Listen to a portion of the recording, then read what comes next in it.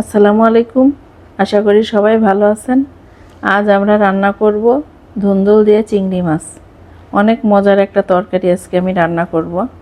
খেতে অনেক মজা হয়। প্রথমে প্যান চুলায় দিয়ে একটু গরম হলে তেল দিয়ে দিয়েছি। এখন আমি পেঁয়াজ দিব আর কাঁচামরিচ দিয়ে আমি রান্নাটা করব। এর সাথে আমি শুকনো মরিচ দিব না। পেঁয়াজটা একটু লাল লাল হয়ে গেলে তারপরে মশলা দিব। লবণটা স্বাদ অনুযায়ী দিয়ে দিলাম। এরপরে বাকি মশলাগুলো দিব। আদা রসুন 1 চা চামচ করে দিয়ে দিব। আমরা সব তরকারিতে আদা খাই, আর ধুন্দুলের তরকারিটা আমার বাসায় অনেক বেশি পছন্দ। এজন্য আমরা সবসময় এটা তরকারিটা রান্না করি। এখন একটু পানি দিয়ে মশলাটা কষিয়ে নিব।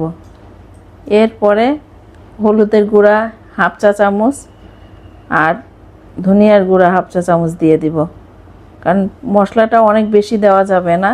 জিরার গুঁড়াটাও আমি 1/2 চা চামচ দিয়ে দিয়েছি, কারণ ধুন্দুল অল্প হয়ে যায়। আর শুকনো মরিচের গুঁড়া 1 চিমটি দিয়েছি একটু কালারের জন্য। আমার মশলাটা কষানো হয়ে গিয়েছে। এখন আমি চিংড়ি মাছগুলো দিয়ে দিব। চিংড়ি মাছগুলো একটু কষিয়ে নিয়ে এরপরে ধুন্দুল ঢেলে দিব। চিংড়িটা একটু সময় নিয়ে কষাবো যাতে কাঁচা কাঁচা ভাব না থাকে। এরপরে দিব ধুন্দুল। আর রান্নাটা একটু সময় নিয়ে করলে মজাটা বেশি হয়, আর বেশি তাড়াহুড়া করলে মজাটা কম হয়। ওজন্য আমি একটু সময় নিয়েই রান্না করি।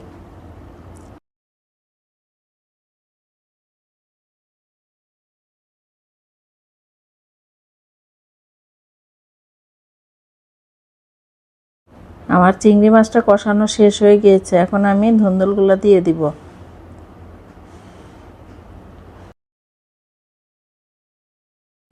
ধুন্দুলগুলো দিয়ে একটু নাড়াচাড়া করে আমি ঢেকে দিব। ঢেকে দিলে পানি বের হয়ে ভর্তি হয়ে যাবে, কারণ ওই পানিতেই আমার রান্না হয়ে যাবে। বাড়তি পানি আর দেওয়া লাগবে না।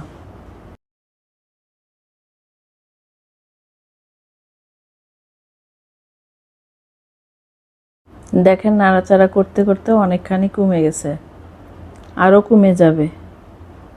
1 কেজি ধুন্দুল রান্না করলে ছোট্ট 1 বাটি হয়, আর এক বেলাতেই শেষ।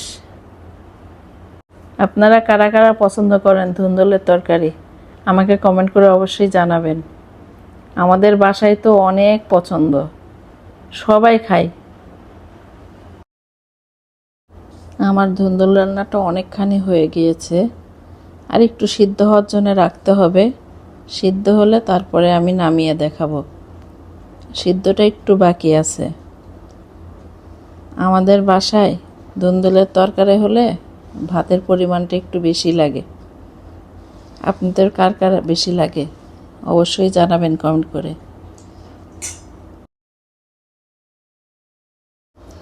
এখন আমার রান্নাটা শেষ হয়ে গিয়েছে, এখনই নামিয়ে নেব। আমার ভিডিওগুলো আপনাদের কাছে কেমন লাগে? যদি ভালো লাগে অবশ্যই আমার সাথে থাকবেন। লাইক শেয়ার সাবস্ক্রাইব করে আমার পাশে থেকে যাবেন। আল্লাহ হাফেজ। সবাই ভালো থাকবেন।